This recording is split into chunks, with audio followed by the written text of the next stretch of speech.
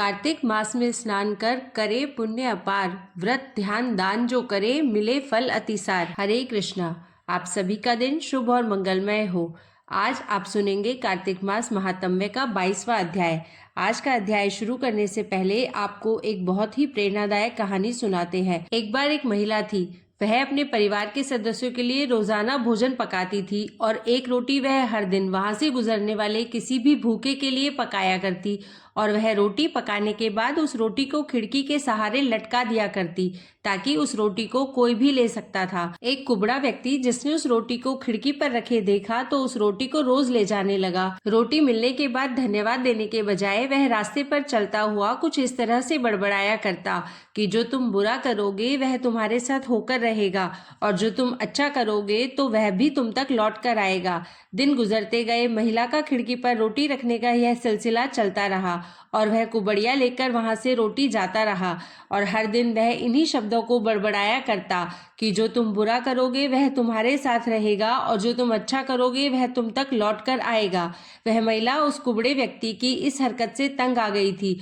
मन ही मन खुद से कहने लगी, एक तो यह रोज मुफ्त की रोटी लेकर जाता है, कभी एक शब्द इसने धन्यवाद का तो बोला नहीं, उल्टा न जाने क्या बड़बड़ाता रहता है, पता नहीं क्या मतलब है इसका। एक दिन क्रोध में आकर उस महिला ने एक निर्णय लिया और वह बोली कि अब तो मैं इस कुबड़े व्यक्ति से निजात पाकर रहूंगी, मैं इसका यहाँ आना ही बंद करा दूंगी। ऐसा कुटिल विचार उसके मन में आ गया। फिर उसने क्या किया कि उसने उस रोटी में जहर मिला दिया जो वह रोज उस कुबड़े व्यक्ति के लिए बनाकर रखती थी। आज जब जैसे ही उसने वह रोटी खिड़की पर रखने की कोशिश की कि अचानक उसके हाथ कांपने लगे और रुक गए। फिर वह बोली, हे भगवान, मैं आज क्या अनर्थ करने जा रही थी, और उसने तुरंत उस रोटी को चूल्हे की आंच में जला दिया। अब उसने एक ताजी रोटी बनाई और खिड़की के सहारे रख दी। हर रोज की तरह आज भी वह कुबड़ा व्यक्ति आया और रोटी लेने के बाद उसने वही कहा, जो तुम बुरा करोगे वह तुम्हारे साथ रहेगा और जो तुम अच्छा करोगे वह तुम तक लौटकर जरूर आएगा। ऐसा कहकर वहां से चला गया, इस बात से बिल्कुल बेखबर कि उस महिला के दिमाग में क्या चल रहा है। वह व्यक्ति वहां से अनभिज्ञ अनजान सा चला जा रहा था। हर रोज जब वह महिला खिड़की पर रोटी रखा करती तो वह अपने इकलौते पुत्र की रक्षा के लिए सकुशल घर वापसी के लिए प्रार्थना किया करती थी, जो कि अपना सुंदर भविष्य बनाने के लिए कहीं बाहर गया हुआ था। कई महीनों से उस महिला के इकलौते पुत्र की कोई खबर ही नहीं मिली थी। ठीक उसी शाम को उस महिला के दरवाजे पर एक दस्तक हुई। खटखट। उसने दरवाजा खोला तो वह हैरान रह गई। उसने देखा कि दरवाजे पर उसका इकलौता पुत्र सामने खड़ा है, लेकिन उसके पुत्र की हालत तो बहुत खराब हो रही थी। वह पतला और कमजोर हो गया था, उसके कपड़े फटे हुए थे और वह भूखा भी था और ऐसा लगता था कि भूख से ही वह कमजोर हुआ है। जैसे ही उसने अपनी माँ को देखा तो उसने कहा, माँ, यह चमत्कार है कि आज मैं यहाँ तुम्हारे सामने खड़ा हूँ। आज जब मैं घर से 1 मील दूर था, मैं इतना भूखा था कि मारे भूख के मुझे चक्कर आ गया और मैं गिर गया। मुझे तो लगा मेरे प्राण ही निकल जाएंगे। उसी समय एक कुबड़ा व्यक्ति वहां से गुजर रहा था। उसने मुझे देखा और उसने झट मुझे अपनी गोद में उठा लिया। भूख के मारे मेरे प्राण निकले जा रहे थे। मैंने उस व्यक्ति से खाने को कुछ मांगा तो निसंकोच उसने अपनी जेब से एक रोटी निकालकर मुझे ये कहकर दे दिया कि मैं हर रोज यही खाता हूँ, लेकिन आज ऐसा लगता है कि मुझसे ज्यादा जरूरत इसकी तुम्हें है, सो यह लो और अपनी भूख मिटाओ। माँ, यह उसी रोटी का चमत्कार है कि आज मैं आपके सामने खड़ा हूँ। जैसे ही माँ ने अपने पुत्र की बात सुनी, माँ का चेहरा पीला पड़ गया और अपने आप को संभालने के लिए उसने दरवाजे का सहारा लिया। अब उसके दिमाग में वह बात घूमने लगी कि कैसे उसने एक सुबह रोटी में जहर मिला दिया था। अगर उसने वह रोटी आग में जलाकर नष्ट नहीं की होती तो आज उसका बेटा उस जहरीली रोटी को खा लेता और अंजाम होता उसके खुद के बेटे की मृत्यु। इसके बाद उसे उन शब्दों का मतलब बिल्कुल स्पष्ट हो चुका था जो वह कुबड़ा व्यक्ति हमेशा उसके सामने बड़बड़ाया करता था, जो तुम बुरा करोगे वह तुम्हारे साथ रहेगा और जो तुम अच्छा करोगे वह तुम तक लौट कर आएगा। इसलिए हमेशा अच्छा करो और अच्छा करने से अपने आप को कभी मत रोको। फिर चाहे उसके लिए उस समय आपकी कोई प्रशंसा करे या ना करे, आपको उस बात से कोई फर्क नहीं पड़ना चाहिए। यह थी आज की कहानी। सुनिए आज का अध्याय। तो देवर्षि नारद महाराज पृथु को बड़े मनोयोग से सारी कथाएं सुना रहे थे और महाराज पृथु भी बड़े शांत मन से एकाग्रचित्त होकर सारी कथाएं सुन रहे थे। नवमी की कथा सुनने के बाद महाराज पृथु ने देवर्षि नारद से कहा, हे देवर्षि, भीष्म पंचक व्रत जो कि भगवान विष्णु को अत्यंत प्रिय है, किस कारण प्रसिद्ध हुआ, अब मेरी यह जानने की भी प्रबल इच्छा है। देवर्षि नारद कहने लगे, हे राजन, यह तो अनादिकाल से था, परंतु बीच में लुप्त हो गया था। दोबारा यह कब और कैसे प्रारंभ हुआ, अब इसका इतिहास भी सुनो। इस युग में भगवान कृष्ण ने भीष्म पितामह को यह व्रत बतलाया था और उन्होंने ही सर्वप्रथम इसे किया था। इसी कारण यह व्रत भीष्म पंचक के नाम से प्रसिद्ध हुआ। हे राजा पृथु, महाभारत युद्ध से पहले पांडवों की ओर से जब भगवान श्री कृष्ण कौरवों को समझाने के लिए गए, तब सबसे पहले वह विदुर जी के पास पहुंचे। विदुर जी ने उनका अत्यंत आदर सत्कार किया। फिर श्री कृष्ण जी भीष्म पितामह जी के पास गए। वहां जाकर कुशल क्षेम के बाद श्री कृष्ण ने अपने आने का संपूर्ण वृतांत भीष्म पितामह को कह सुनाया। सुनकर भीष्म जी कहने लगे कि हे भगवान, तीनों लोकों के स्वामी होते हुए भी आप केवल पांडवों की ओर से ही दूत बनकर क्यों आए हैं और पांडवों के प्रति आपका इतना प्रेम होने का क्या कारण है? तीनों लोग तो आपके वश में है, तब पांडवों ने ऐसा कौन सा व्रत, तप, दान, पुण्य या यज्ञ किया है, या फिर उनके पास ऐसा क्या वशीकरण है जिसके कारण आप उनके वश में हो गए हैं? भगवान श्री कृष्ण ने मुस्कुराकर उत्तर दिया, हे गंगा पुत्र, यद्यपि यह रहस्य अत्यंत गुप्त है, फिर भी मैं इसे तुमसे कहता हूँ। पूर्व जन्म में उन पांचों भाइयों ने एक ऐसा व्रत किया था जो मुझे अत्यंत प्रिय है, इसी कारण मैं इस जन्म में उनके वशीभूत हूँ। अब तुम भी उस व्रत का वृतांत सुनो। अत्यंत प्राचीन काल में उज्जैन नामक नगरी में कवि शची, दृढ़दंत और हंस नामक 5 ब्राह्मण रहा करते थे। वे सभी वेदों के ज्ञाता, युवा, रूपवान और गंधर्व विद्या में अत्यंत निपुण थे। वे सभी दिशाओं में भ्रमण करके अपनी गान विद्या के द्वारा पर्याप्त धन प्राप्त किया करते थे। एक बार वे सभी मथुरा नगरी में सुवीर नामक राजा के दरबार में जा पहुंचे। संगीत कला में निपुण तो थे ही, तो उन्होंने सोचा कि क्यों ना चलकर राजा के महल में अपनी इस कला का प्रदर्शन किया जाए। तो उन्होंने राजसभा में इसका प्रदर्शन करने की इच्छा प्रकट की। वे 4 दिन तक उपवास और परम पवित्र यमुना जी में स्नान करते रहे। फिर उन्होंने किसी से राजा का संपूर्ण वृतांत पूछा। उन्होंने बताया कि राजा की कादम्बरी नामक अत्यंत सुंदर भोग पत्नी है। वह संगीत विद्या में निपुण, मधुर बोलने वाली, नृत्य में अत्यंत प्रवीण, रूप, लावण्य और यौवन में अद्वितीय है। वह प्रतिदिन राजा के सम्मुख एकांत में नृत्य और गायन किया करती है। यह सुनकर वे पांचों एक ऐसे स्थान पर जाकर खड़े हो गए जहां कादम्बरी के नृत्य और ताल के स्वर सुनाई पड़ते थे। इसके बाद राजा के पास आने जाने वालों से वे कहने लगे कि बड़े दुख की बात है कि आपके राजा के पास नृत्य कला को जानने वाला कोई नहीं है। वीणा में तार बराबर नहीं है, 2 तार ढीले हैं और बाजे की धुन के अनुसार तो नृत्य भी शुद्ध नहीं है। यह बात वहां उपस्थित लोगों में से किसी ने जाकर राजा से कह सुनाई। राजा ने जहां पर कादम्बरी का नृत्य हो रहा था, वहीं पर उन पांचों को बुलवा लिया। वहां पहुंचकर उन्होंने राजा को पहले तो आशीर्वाद दिया, फिर राजा के ही निकट आसन पर बैठ गए। कादम्बरी ने फिर उनको संगीत विद्या में अत्यंत निपुण समझकर उनके सामने अपना विशिष्ट नृत्य प्रस्तुत किया। जब उसने चक्र में ताल दिया तो उन ब्राह्मणों ने उसे रोक दिया। उसने चक्र छोड़कर यथा योग्य ताल दिया, मगर चक्र खंडित नहीं किया। कादम्बरी के इस गुण और उसकी रूप माधुरी को देखकर पांचों उस पर मोहित हो गए। कादम्बरी भी उन पांचों को देखकर उन पर मोहित हो गई। उसने रात्रि के समय गुप्त रूप से अपनी एक सहेली के साथ उन पांचों को यह संदेश भिजवाया कि तुम में से एक प्रतिदिन नगरी के उत्तर की ओर यमुना नदी के तट के समीप लताओं से घिरे हुए निर्जन अनंत नामक तीर्थ में मेरे पास आकर अपनी अपनी विद्या और गुण का प्रदर्शन करो।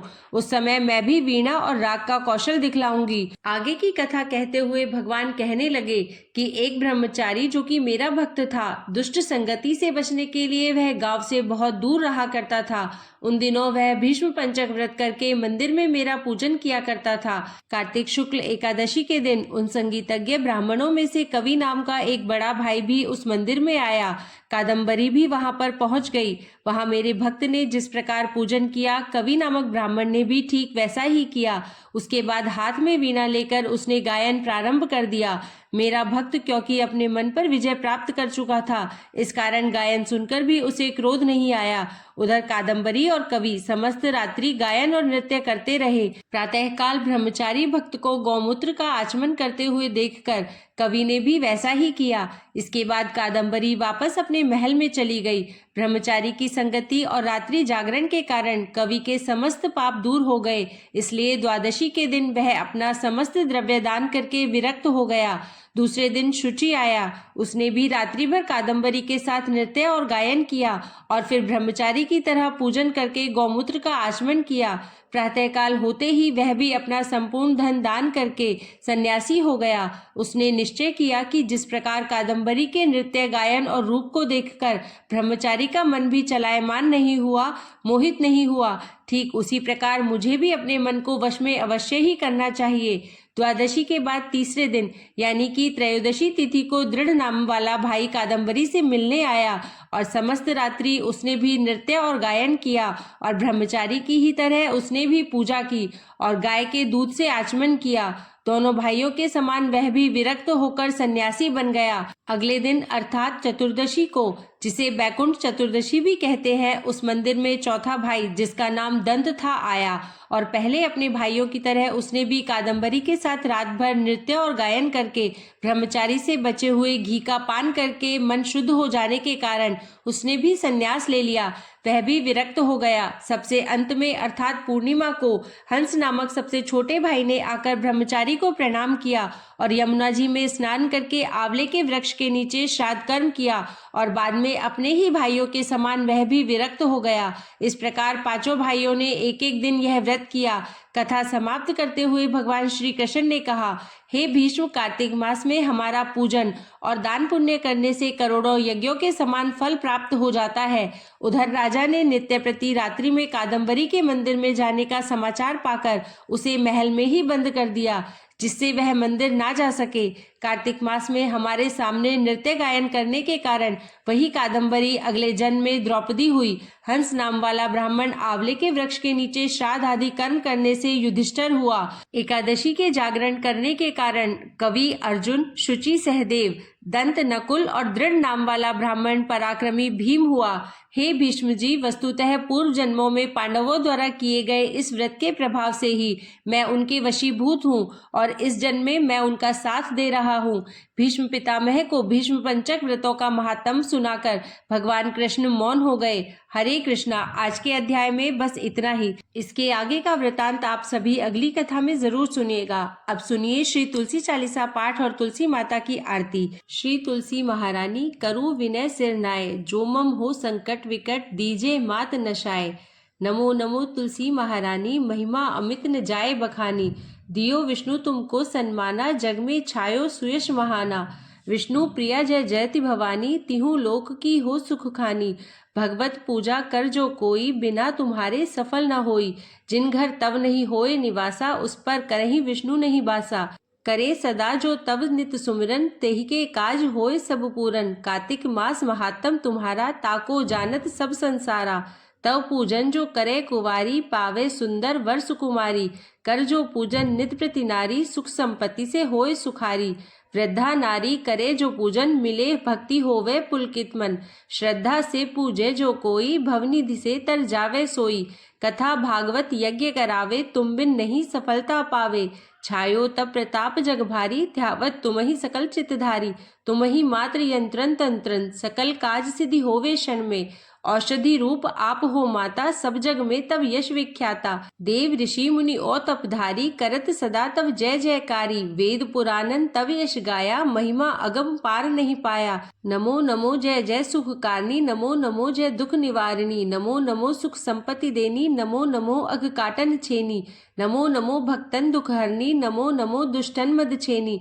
नमो नमो भव पार उतारनी, नमो नमो परलोक सुधारनी। नमो नमो निज भक्त उबारनी, नमो नमो जन काज सवारनी। नमो नमो जय कुमति नशावनी, नमो नमो सुख उपजावनी। जयति जयति जय तुलसी माई, ध्याऊं तुमको शीश नवाई। निज जन जानी मोही अपनाओ, बिगड़े कारज आप बनाओ। करु विनय मैं मात तुम्हारी, पूरन आशा करहु हमारी। शरण चरण कर जोरी मनाऊं, निश दिन तेरे ही गुण गाऊं। करहु मात यह अब मोह पर दाया, निर्मल होय सकल मम काया। मांगू मात यह बर दीजे, सकल मनोरथ पूर्ण कीजे। जानू नहीं कुछ नेम अचारा, क्षमहु मात अपराध हमारा।